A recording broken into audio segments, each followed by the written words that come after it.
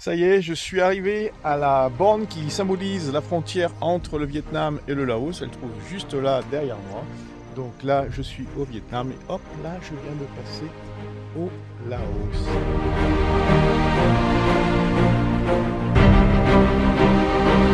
Aujourd'hui, je vous fais une petite vidéo pour vous parler d'un sujet que je vois passer très régulièrement en ce moment sur les réseaux sociaux. Comment est-ce que l'on fait pour passer la frontière entre le Vietnam et le Laos ou le Vietnam et le Cambodge avec une moto? Alors, je l'ai fait il n'y a pas longtemps, c'était au mois d'octobre dernier, octobre 2023. Donc, je vais pouvoir partager avec vous cette expérience. Alors déjà, moi, j'ai traversé la frontière pas loin de Dien Bien Phu, au poste de Tai Chang. Ça s'est très bien passé, hein. Je me suis présenté avec ma moto et la première chose que m'a demandé le douanier, c'est la carte grise de la moto, enfin l'équivalent de la carte grise. Au Vietnam, c'est une carte bleue. Il vous faut avoir l'original, évidemment.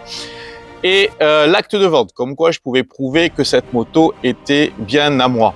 Donc, lorsque vous allez acheter une moto, il faut bien faire un acte de vente et surtout, faites-le chez un notaire pour avoir un document officiel qui prouve vraiment que cette moto a été achetée et qu'elle est à votre nom.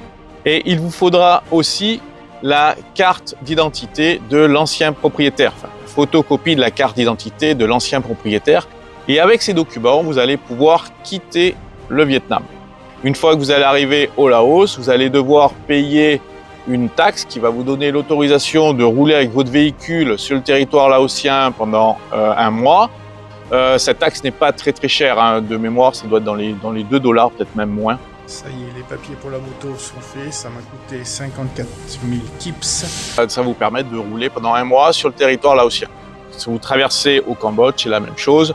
Vous allez devoir prouver que la moto est bien à vous en quittant le territoire vietnamien. Et après, en rentrant au Cambodge, il y a aussi à payer pour avoir les papiers qui vous autorisent à rouler au Cambodge.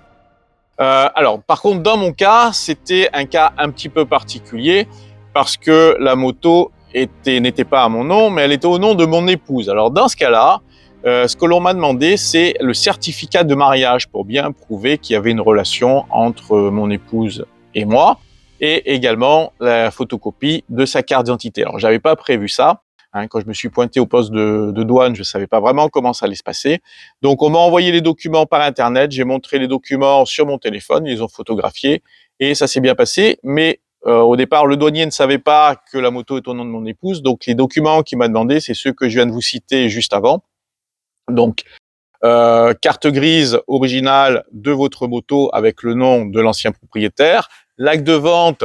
Donc, je vous recommande vraiment de le faire chez un notaire parce que souvent, on va vous faire un acte de vente griffonné sur un papier. Ça n'a pas vraiment de valeur pour le douanier. Donc, faites-le chez un notaire.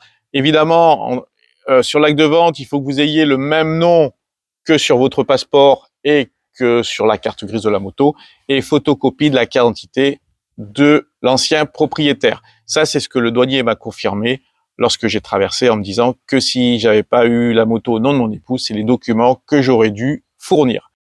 Donc, j'espère que c'est clair. Si vous avez des questions, profitez-en, laissez-les dans les commentaires. Ah, une petite dernière chose qui est important de dire, c'est au niveau du permis de conduire. Je vois aussi beaucoup de choses passer sur les permis de conduire. Évidemment, lorsqu'on voyage et qu'on conduit une moto à l'étranger, ou une voiture d'ailleurs, c'est important d'être en règle.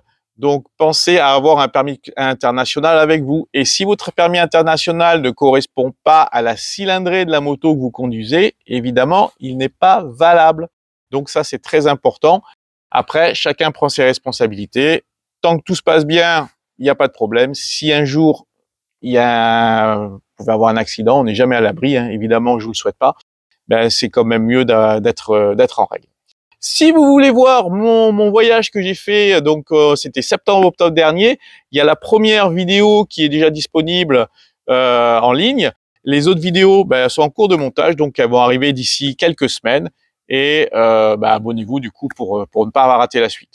Sur ce, je vous dis au revoir et à bientôt pour une prochaine vidéo. À plus!